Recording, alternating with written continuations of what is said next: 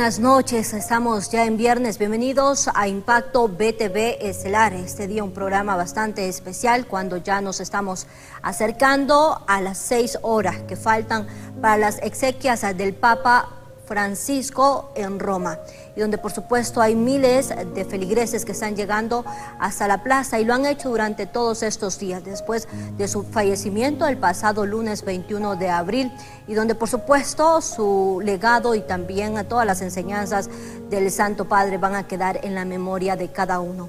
Estaremos ampliándoles a todos ustedes acerca de esta cobertura especial también con nuestro enviado Carlos Ramos, quien se encuentra desde el Vaticano para darnos todas las impresiones de lo que está sucediendo en este momento. Falta muy poquito ya para que el Santo Padre deje esta tierra. Sin embargo, todas sus enseñanzas, como bien lo dije, van a permanecer siempre entre cada uno de los fieles católicos. Así continuamos.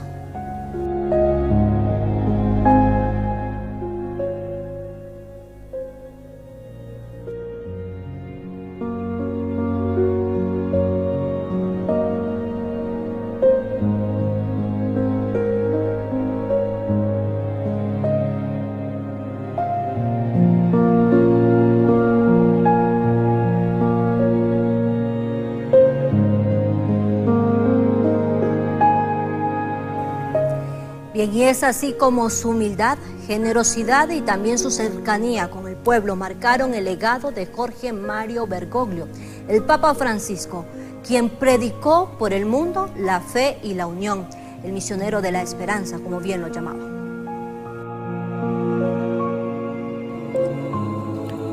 Jorge Mario Bergoglio nació el 17 de diciembre de 1936 en Buenos Aires, Argentina, de padres de ascendencia italiana. El Papa, el mayor de 5 hermanos, solía evocar recuerdos entrañables de una familia unida y de cómo su abuela italiana forjó su fe. Sus abuelos emigraron de Italia a Argentina, una experiencia que sin duda influyó en su defensa de quienes emprenden peligrosos viajes por el Mediterráneo en busca de una vida mejor en Europa. Cuando tenía 16 años, tuvo una profunda experiencia durante la confesión que le convenció que debía prepararse para el sacerdocio. Ingresó en el seminario, pero 3 años más tarde empezó a formarse para ser jesuita, orden religiosa famosa por su labor misionera. Su capacidad de liderazgo fue reconocida en 1973. A la temprana edad de 36 años, fue nombrado jefe de la Orden Jesuita en Argentina, cargo que ocuparía hasta 1979. La noche de su elección, el 13 de marzo del 2013, el Papa Francisco marcó el tono de su pontificado. Recemos por el mundo entero, para que haya un gran espíritu de fraternidad, dijo desde el balcón de la Basílica de San Pedro. Se mantuvo fiel a esas palabras, animando a todas las personas, independientemente de su religión o raza, a recordar su humanidad común. Francisco fue un constructor de puentes, tratando de trabajar con todas las religiones y confesiones. Y para muchos fieles, será recordado como un líder con sensibilidad pastoral que trató de conectar a la iglesia con lo esencial de la fe cristiana. Francisco trató de seguir a su homónimo, San Francisco de Asís, el fraile italiano del siglo XIII, famoso por su pobreza, paz y cuidado de la creación. La defensa del planeta, la difícil situación de los inmigrantes y la construcción de la paz a través del diálogo fueron los pilares de su papado, e intentó vivir su visión de una iglesia más humilde, optando por no residir en el Palacio Apostólico del Vaticano, sino en su casa de huéspedes, la Casa Santa Marta. Como papa dejó un gran legado. Terminaba cada reunión pidiendo a la gente que rezara por él. Es probable que millones de personas de todo el mundo recen ahora por un líder que se esforzó por dejar el mundo y a la iglesia en un lugar mejor. Para BTV Impacto Estelar, les informó Berenice Amaya.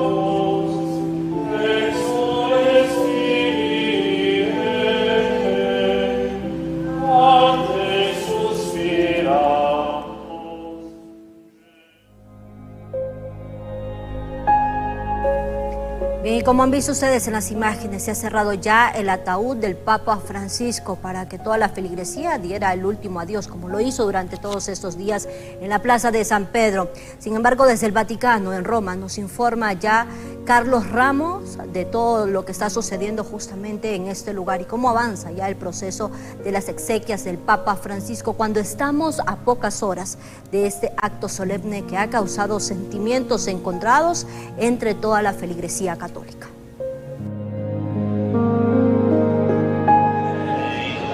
Buenas noches, Janet, amigos televidentes de BTV. A escasas horas ya para que se lleve a cabo las honras fúnebres del Papa Francisco, la Plaza de San Pedro está preparada, pero también el corazón de todos los fieles católicos que hoy despiden a este hombre que dejó un enorme legado para todo el mundo. Justamente hemos visto cómo los preparativos a los alrededores de la Plaza de San Pedro se han desarrollado de manera ordenada y que muchos fieles llegarán desde muy temprano para poder estar presentes en la Santa Eucaristía de exequias que justamente inicia a las 10 de la mañana.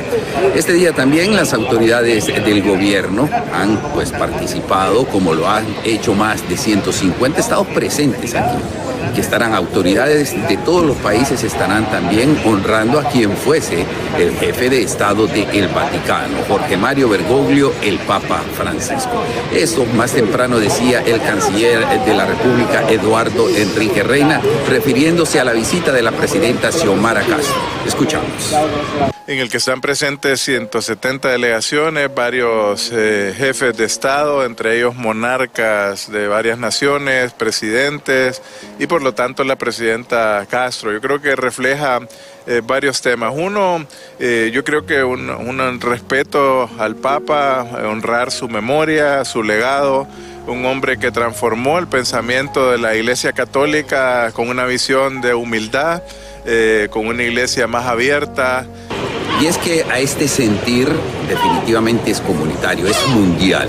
Es por ello que también hemos conversado con el padre Rodolfo Varela, quien es un sacerdote que se prepara en el Vaticano justamente y que ha llegado con bandera en mano y nos explica los motivos, la razón del por qué el Papa Francisco es tan importante en la vida religiosa. Escuchemos al padre Rodolfo Varela. Realmente es impresionante, tengo 2 años y medio viviendo en Roma. He asistido a diferentes eventos históricos aquí en el Vaticano y es la primera vez que miro a esta cantidad de gente, el cordón de seguridad tan amplio. Yo no había visto un evento así en estos 2 años y medio. Y es que el Papa Francisco ha seguido la tradición que también iniciara San Juan Pablo II. Justamente en las Jornadas Mundiales de la Juventud. El Papa Francisco impactó los corazones de los más jóvenes, enamoró con su forma de actuar, recordando aquello que les dijo: no tengan miedo, hagan lío.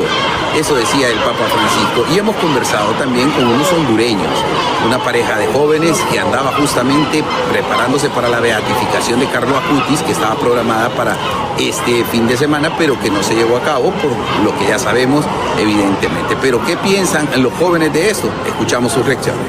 Un Papa lleno de amor, de paz, de esperanza, de humildad, amando a los jóvenes y también a los desprotegidos, saliendo siempre a los más abandonados y llevando el amor de Dios a todos. Ese Papa irradiaba amor, irradiaba esperanza, como el mensaje del jubileo de este año 2025, Peregrinos de la Esperanza. Yo creo que todos estaban aquí con esa esperanza de poder avivar esa llama del Espíritu Santo aquí en los fieles católicos, y no solo en los fieles católicos, sino en todo el pueblo cristiano a nivel mundial. Bien, Janet, esto es lo que le podemos informar, preparándonos ya entonces para que todos estemos atentos y seamos partícipes de este acontecimiento que llenará de mucho dolor. Y vale la pena recordarlo porque más temprano ya fue cerrado el ataúd. Mañana, en este momento, lo han trasladado al Domum de Santa Marta. Ahí permanecerá y mañana ya estará en la Plaza de San Pedro para darle el último adiós al Papa Francisco y luego ser trasladado a esa basílica que él tanto quiso y honró, a Santa María la Mayor.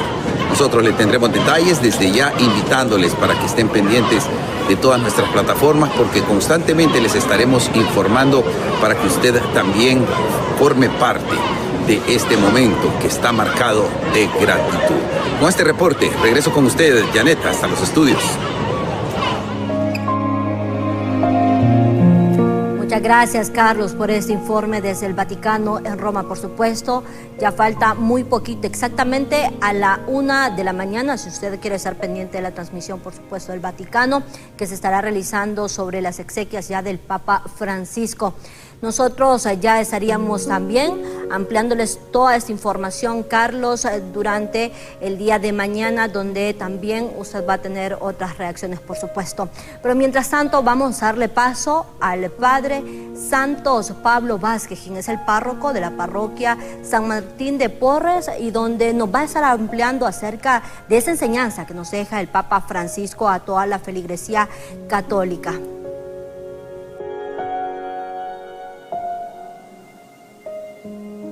En este momento para poder hablar acerca de ese misionero de la fe, ese misionero de la esperanza, como muchos lo han llamado, y por supuesto el gran revolucionario, también debemos decirlo, donde le ha venido a dar ese respiro a la iglesia y mostrarles también un camino de cómo llamar a esa juventud que también se había perdido. Debemos decirlo, él fue un gran legado aquí dentro de la feligresía católica. Buenas noches, Padre, gracias por recibirnos. Feliz noche, un gusto poder saludarles a toda la audiencia también que nos siga a través de BTV. Es un gusto poder hoy hablar un poquito acerca del Santo Padre Francisco, que ya goza de la presencia del Señor. Cuando el Santo Padre fue electo, se mostró con mucha sencillez, con mucha humildad y con mucha cercanía al pueblo de Dios. Una de las frases que recordamos al inicio es cuando él le dice a toda la gente que está en la plaza de San Pedro, el deber de mis hermanos cardenales era darle un obispo a Roma. Y han ido hasta el fin del mundo para poder traer a su servidor. Desde ahí se nota la sencillez del Santo Padre, que ha sido un faro de esperanza, que ha sido un faro realmente luminoso, de alegría para nuestra iglesia católica, y sobre todo para el mundo. Uno de los legados del Santo Padre que no podemos negar, que él afirmaba: quiero una iglesia pobre para los pobres. Hay que ir a las periferias, hay que salir, hay que ir al encuentro de los alejados. No quiero una iglesia encerrada en cuatro paredes, sino una iglesia que vaya precisamente al encuentro de aquellos que están alejados por diferentes razones y motivos. Esa es la idea y ese es el Cristo que el Santo Padre ha querido presentarnos precisamente a lo largo de todo su pontificado. Así es, Padre, sin duda alguna nos ha quedado mucha enseñanza, sobre todo porque no solamente se quedó en palabras, sino en predicar con el ejemplo cada una de esas enseñanzas, como usted bien lo decía, de humildad, de sencillez, de generosidad, como lo hemos visto en reiteradas imágenes a través del mundo, donde él se acercaba a los enfermos, también a los presos. Él les decía: ¿quién soy yo para juzgar incluso hasta las mismas personas homosexuales, de las cuales hay muchas frases, como usted los decía, que han sido icónicas? Y como también recordaremos, el llamado a la juventud. Ha sido un papa bastante cercano y lo fue hacia los jóvenes, Padre. Totalmente, el Santo Padre tiene un documento dedicado a los jóvenes donde hay una expresión que a mí me encanta personalmente. El Papa le dice a los jóvenes: Dios te ama. Y si nadie te lo ha dicho, pues yo te lo digo y te lo recuerdo. Dios te ama. Y el Santo Padre le ha dicho a los jóvenes: ustedes son el presente, son el futuro precisamente de la iglesia.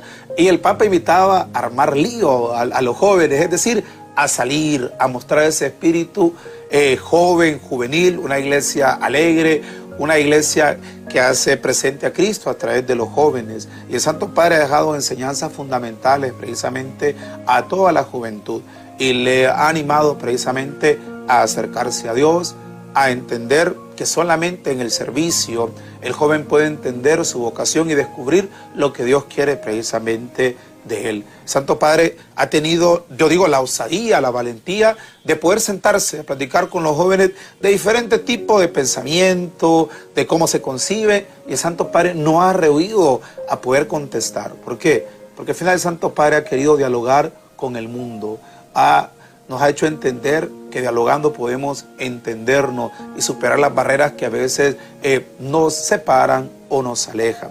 Por lo tanto, el Santo Padre ha querido ser ese vicario de Cristo en la tierra y ha entendido que hoy la juventud, en un mundo donde les ofrece tantas cosas que los alejan de Dios, necesita de testigos que les muestre realmente un rostro creíble de Cristo a los jóvenes. Y ha sido una opción preferencial para él apostar por cada uno de los jóvenes. El Papa ha participado de estas jornadas mundiales de juventud y se ha acercado precisamente a los jóvenes para escucharles, para platicar con ellos, para recordarles lo más importante, que Cristo les ama y que ellos son importantes y valiosos para el mundo, pero también para la Iglesia.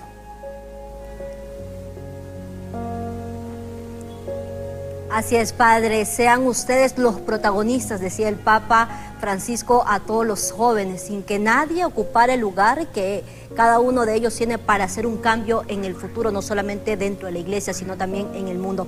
Pero al volver, Padre, vamos a repasar algunas de las frases icónicas del pontífice para que usted nos siga acompañando. Ya volvemos con más, no se despegue.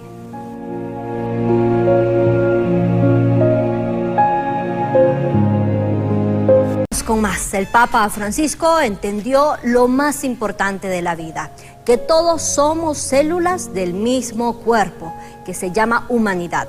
Sus acciones estaban llenas de amor y bondad. Demostró con ello el mandato de Jesús. Luchó por destruir las barreras y acercarse a todos a la Iglesia. Estos son algunos de los momentos más destacados del pontífice entre cientos que tuvo aquí en la tierra.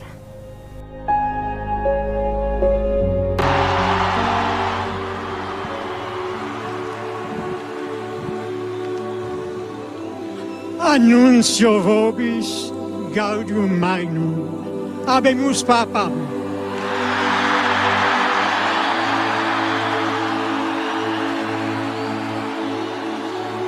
Eminentissimum ac reverendissimum Dominum Georgium Marium, Sancte Romani Ecclesiae Cardinalem Bergoglio.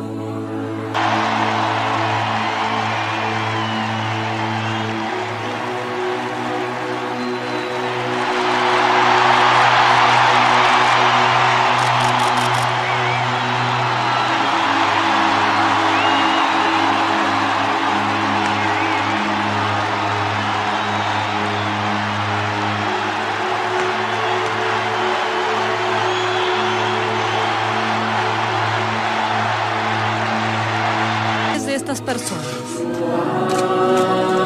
Son de 12 jóvenes, todos presos en la cárcel de menores de Roma.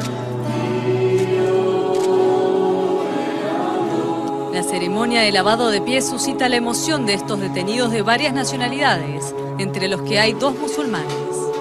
Chicos y chicas, por favor, no se metan en la cola de la historia, sean protagonistas, jueguen para adelante, pateen adelante, construyan un mundo mejor, un mundo de hermanos, un mundo de justicia, de amor, de paz, de fraternidad, de solidaridad. Jueguenla adelante siempre.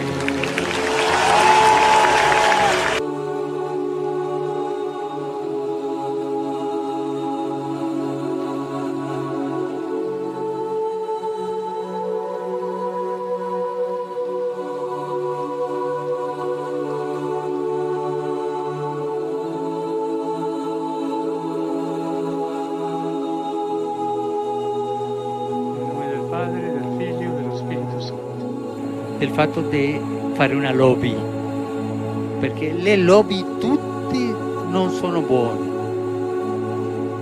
quello è lo cattivo. Se una persona è gay e cerca il Signore e ha buona volontà, ma chi sono io per giudicarla? Y Éufrates viven hombres y mujeres que dan cuenta de milenios de historia que se remontan a los orígenes de las primeras civilizaciones sobre la tierra. Bajo. Bien, y así continuamos con más acerca del Papa Francisco, recordando por supuesto cada uno de sus pasos durante él estuvo en su papado. Sin embargo, muchas frases icónicas que marcaron un antes y después en la Iglesia y en el mundo también debemos decirlo, porque hizo un llamado a cada uno de acercarse al Señor y seguir por supuesto en la fe y en la esperanza. Como primera frase tenemos, si hay un gay, si un gay acepta ya al Señor y tiene buena voluntad, ¿quién soy yo para juzgarlo? La iglesia debe pedirle perdón a los homosexuales. Ha sido una de sus frases icónicas que ha mostrado el Papa Francisco. Por supuesto, hay muchas más de las cuales él ha mencionado y ha mandado también a buscar, o mejor dicho, abusar de los niños es una enfermedad, ha dicho el Santo Padre durante muchos de sus sermones que él daba en las Eucaristías y también en comparecencias. Además, evitar, decía él, el embarazo no es un mal absoluto. Esta frase fue bastante controversial, sin embargo, esto lo dijo allá por el 2016, donde había una fiebre del Zika y donde las mujeres embarazadas corrían un gran riesgo en cada uno de sus procesos. Por eso él se refirió a esta frase, sin embargo, fue bastante cuestionada. Además, decía él también, el celibato, decía él, voluntario no es una solución. Él decía, el celibato no es una solución. Por supuesto, también es mejor ser ateo que un mal cristiano. Así era de tajante el Papa Francisco al poder reprochar a aquellos hombres y mujeres que no seguían fielmente el mandato del Señor cuando estaban dentro de la iglesia. Además, decía, una persona que piensa en construir muros, cualquier muro, y no en construir puentes, no es un cristiano.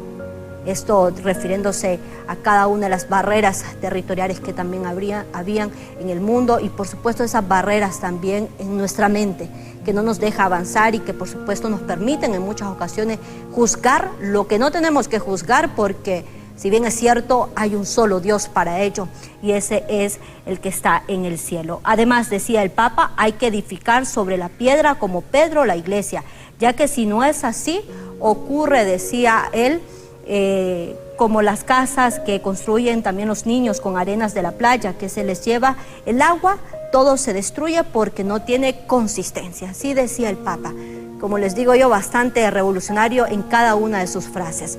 Pero bien, vamos a enlazarnos rápidamente también para poder hacer un repaso de cada una de ellas con el sacerdote Santos Pablo Vázquez, el párroco de la parroquia San Martín de Porras, como les decía anteriormente, el que nos ha estado acompañando. Y bueno, padre, usted ya ha escuchado algunas de las frases icónicas y habrá muchísimas otras más, pero forman parte del legado del Papa Francisco aquí en la tierra. Totalmente, sí. El Papa era un hombre muy directo, que hablaba con la verdad y por su personalidad y forma de ser, no andaba con rodeo, ¿verdad? Llamaba las cosas por su nombre en buen hondureño, podemos decirlo. ¿Por qué dice el Papa esto? ¿Por qué se refiere? En primer lugar, porque el Papa nos ha enseñado que la iglesia debe ser como un hospital de campaña, lo decía él, que acoge a los heridos, que acoge a los enfermos, que acoge a los que están dolidos. Y la iglesia tiene que tener la humildad de reconocer sus errores y pedir perdón, ¿verdad? Si hemos sido nosotros los ministros los que hemos fallado, debemos tener la humildad y la sencillez de reconocer nuestros errores, de pedir perdón para sanar las heridas de aquellos que hemos lastimado. La iglesia es santa por su fundador, que es Jesucristo, pero es pecadora por sus miembros, que somos cada uno de nosotros, que vamos en ese camino de conversión también para alcanzar la salvación. Y el Santo Padre recordó esta virtud de la santidad, pero esta fragilidad también del pecado que acontece en nuestra vida.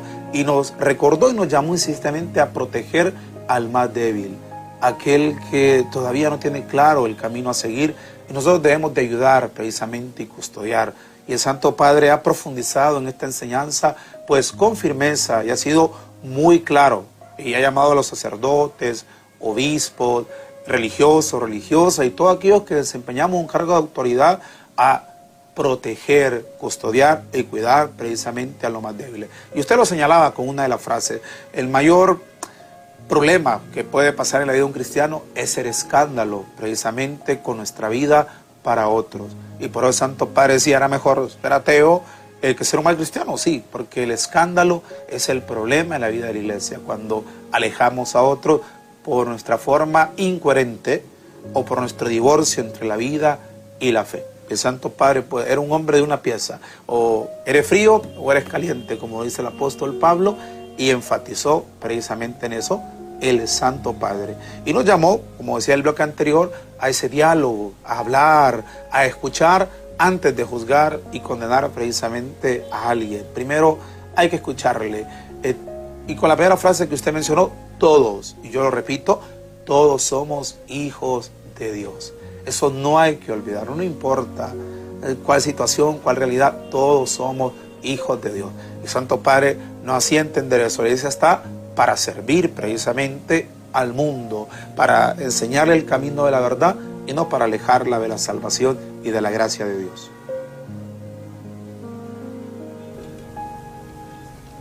Perfecto, muchas gracias, Padre. Gracias por haber estado con nosotros, haber atendido el llamado y, por supuesto, darle a conocer al pueblo hondureño y también a todas las personas que nos ven a través de nuestras plataformas digitales lo que sucede cuando hay un líder en la iglesia que deja un legado tan importante como lo hizo el Papa Francisco, que cambia, por supuesto, la mentalidad de muchos y también devuelve a aquellos que andaban perdidos hacia el redil del Señor. Gracias, Padre, por habernos atendido y, bueno, estamos a poco ya de vivir este proceso de las exequias del Santo Padre. Así que muchísimas gracias, Padre.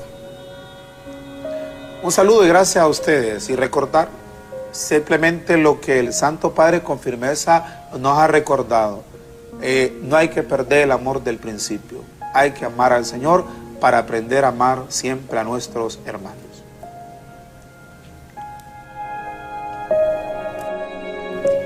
Bien, gracias al Padre Santos Pablo Vázquez, quien nos ha atendido muy cordialmente. Y bien, también decenas de jefes de Estado y de Gobierno confirmaron ya su presencia este sábado en Roma en los funerales del Papa Francisco, quien falleció el pasado lunes 21 de abril.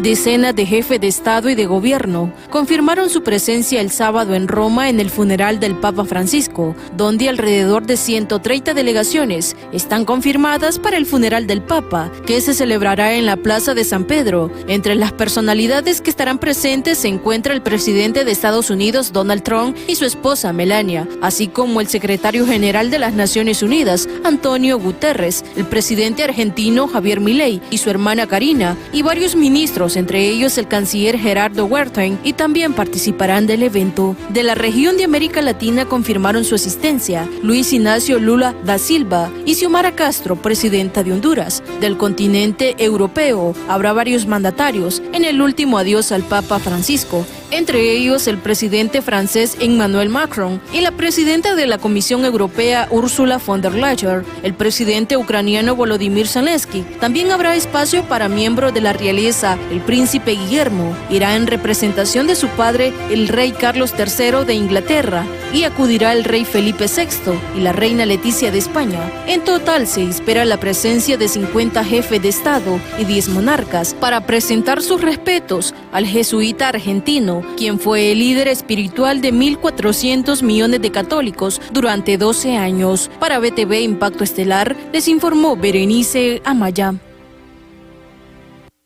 Retomamos las informaciones y no tan buenas. Vea usted, una persona de 63 años lamentablemente ha perdido la vida tras un incendio donde ha dejado en ceniza su vivienda.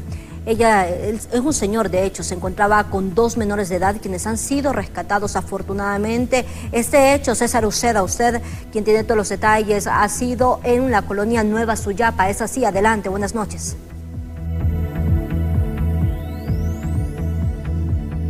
Bien, muchas gracias, licenciada Janet Flores, televidentes a nivel nacional. Así es, y es que hace algunos instantes se nos ha proporcionado esta información por parte del miembro del Benemérito Cuerpo de Bomberos de Honduras, Elvis Beltrán, en donde ha mencionado que solamente una persona ha fallecido.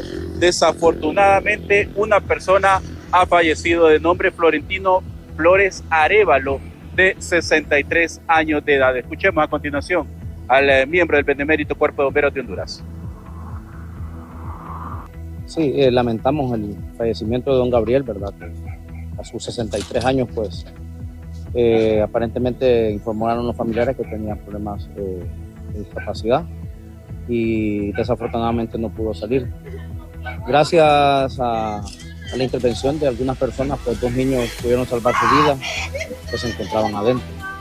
Y la intervención del Cuerpo de Bomberos, en efecto, fue efectiva, pero con algunas limitantes, ya que las unidades no pudieron realizar el libre tránsito y el libre acceso para poder llegar al lugar.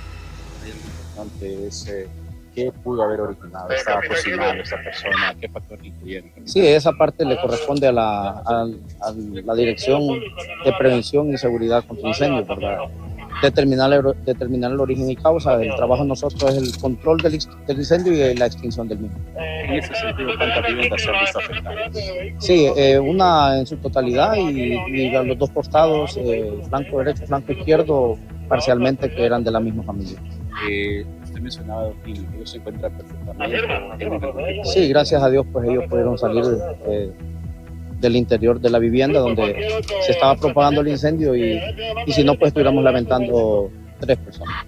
Y en ese sentido, ¿se podría hacer algún tipo de llamada viendo la situación tan difícil que tenemos las altas temperaturas? Sí, pedirle a la población la revisión, ¿verdad?, de todo lo que es el sistema eléctrico, los enseres domésticos que tienen en su hogar, la sobrecarga en las regletas, revisar los cilindros de gas. En fin, hay que hacer una revisión periódica que también es parte del mantenimiento de una vivienda. Esta acción que se realizó por parte de los miembros del Cuerpo de Bomberos de Honduras logró pues apagar las llamas de este siniestro, ya como ustedes han escuchado al capitán Elvis Beltrán, pero también 2 menores fueron rescatados por su abuelo. Desafortunadamente esta persona falleció.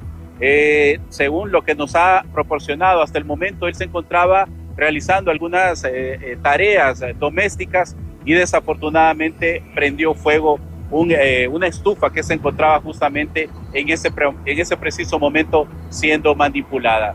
Nosotros continuamos con ustedes en el estudio principal, licenciada Janet Flores. Muy buenas noches.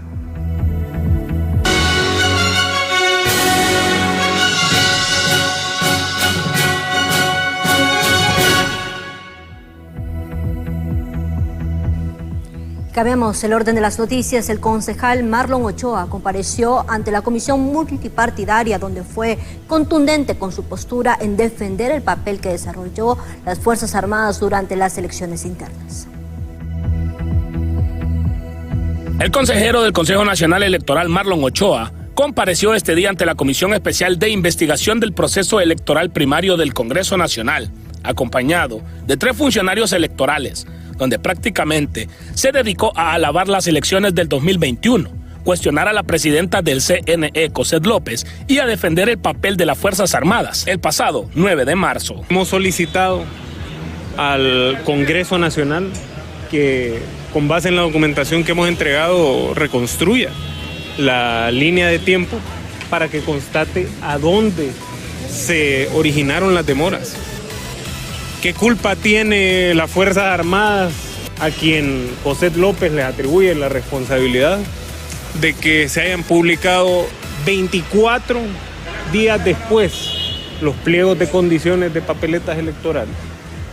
24 días después se manifestaron los despachos de la consejera López Osorio. Por su parte, la comisión multipartidaria ha mencionado que el consejero Ochoa hizo entrega de más documentación que servirá para fortalecer la investigación y adjuntarlo al informe que será entregado al Pleno del Congreso Nacional. Ha hecho una exposición de lo que sucedió meses antes del proceso electoral. Nos hace la reflexión de que los hechos que se dieron el 9 de marzo tuvieron su origen semanas y meses antes de que se dieran. Identifica concretamente retrasos y algunas situaciones que ocurrieron en lo que es el proyecto de documentos electorales, y obviamente esto trajo también repercusiones en el proyecto de transporte. Nos hace entrega también de una documentación. Expertos en temas jurídicos han señalado que en mal tiempo se dieron a conocer todas las falencias que existen en el proceso electoral, ya que debería de existir reformas, pero a tan poco tiempo de las elecciones generales no podrá ser un hecho. Días venimos denunciando que el proceso electoral en Honduras está obsoleto, ya no sirve, hay que cambiarlo, ¿verdad? Y no solo es haciéndole retoques ahí esporádicos a la ley, sino que Tienen que ser cambios sustanciales. Por ejemplo, las atribuciones a las Fuerzas Armadas. Imagínense que se les da todo el poder a ellos de poder trasladar y distribuir el material electoral, pero con unas Fuerzas Armadas como esta no nos podemos confiar, ¿verdad? Ya sabemos todos, aquí no podemos venir a inventar. Para Ochoa, los retos que enfrenta el actual proceso electoral deben ser enfrentados como órgano colegiado, ya que no pueden ni siquiera dar un resquicio de dudas de que las elecciones generales no van a realizarse. En cámara de Marvin Andino, les informó José Luis Castellanos.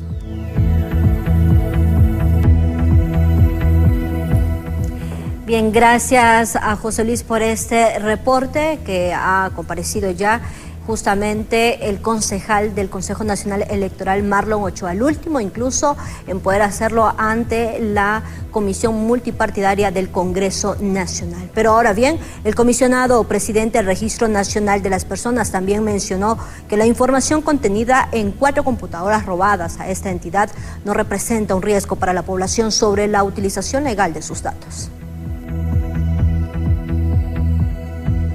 Autoridades del Registro Nacional de las Personas confirman que la información contenida en las 4 computadoras sustraídas de la entidad no representan ningún riesgo para la información personal de la población del país y desde el hecho, la Policía Nacional investiga el delito. Sí, el martes tuvimos un acto delincuencial donde se introdujeron ilegalmente varias personas a robarse 4 computadoras del Registro Nacional de las Personas del edificio principal de San Pedro Sula, las cuales pues eran utilizadas para hacer trámites tradicionales de certificaciones de nacimiento, de matrimonio, y que se usaban por el personal del registro, pero no contenían ninguna información más que ser un enlace para acceder a la base de datos que está almacenada en la nube del sistema Oracle.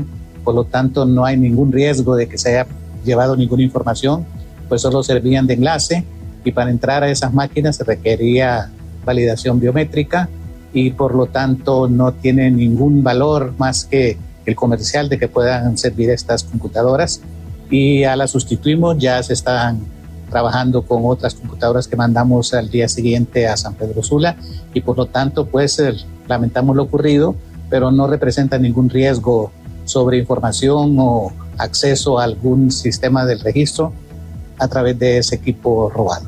Para este dirigente del Partido Libre, este robo representa un riesgo para la ciudadanía y el proceso electoral, debido a que existen sectores interesados en desestabilizar las elecciones generales.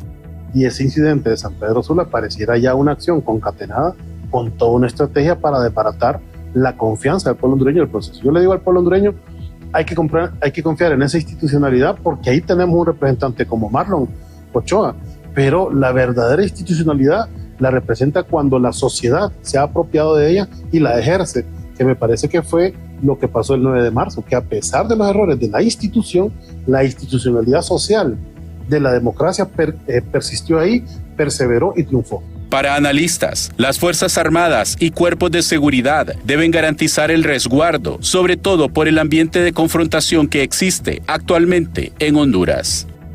Nosotros que hemos participado al interior del Consejo Nacional Electoral a través del Consejo Consultivo, hemos estado en elecciones que han sido bastante hostiles, pero por lo menos las Fuerzas Armadas nos garantizaban de que se iban a llevar a cabo ahora, después de lo que pasó en las internas.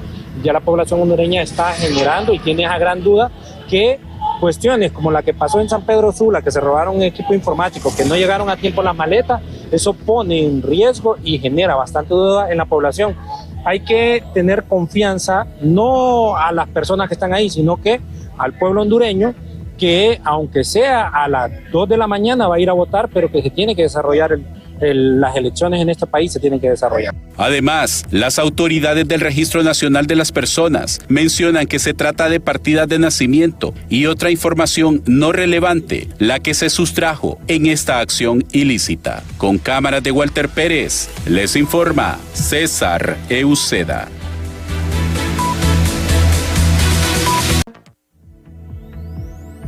Retomamos las noticias. Los bajos precios del camarón en China han llevado a los productores a fijar sus esperanzas en Corea del Sur, ya que la situación es crítica, provocando el cierre de unas 91 fincas solo en el último año. Veamos los detalles.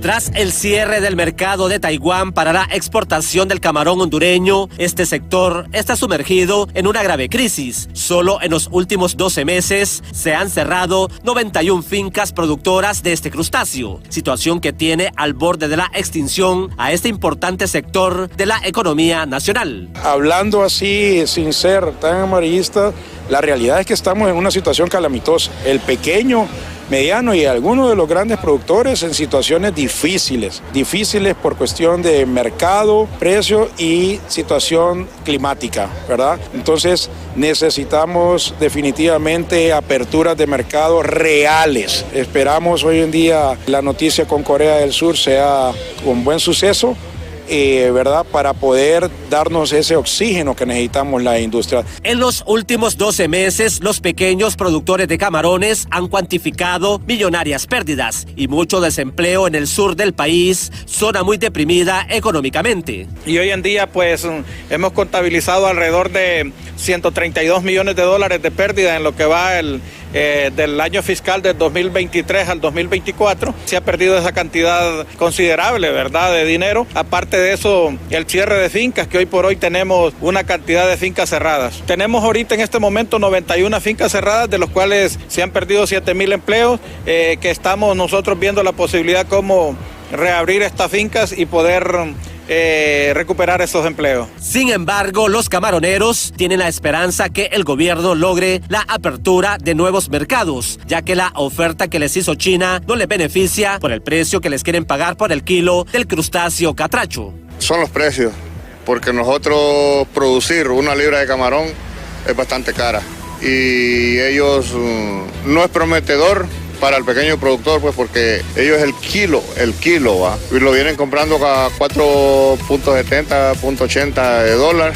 y nosotros casi el costo de producir sería una libra. Los camaroneros tienen la esperanza en el mercado coreano para poder exportar este producto y así poder evitar que este sector desaparezca a un corto plazo. En cámara, Jesús Sánchez les informó Luis Duro. General en condición de retiro, Romeo Vázquez Velázquez, arremetiera contra el fiscal general Joel Zelaya.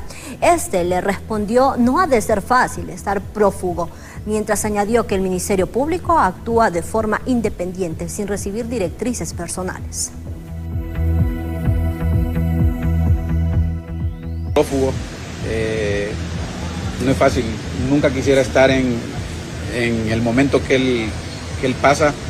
Solo le puedo decir de que no he escuchado las declaraciones de él, pero si él ha dicho eso, pues yo solo le podría decir al pueblo hondureño que siempre atacan a los fiscales que obedecen a los gobiernos de turno. Eso es normal. Sin embargo, en la vida he tratado de caminar por el camino correcto. No soy perfecto. La perfección solo la tiene Dios. Y he tratado de hacer lo mejor en mi vida, pensando en mi familia, en mis padres, en los buenos amigos.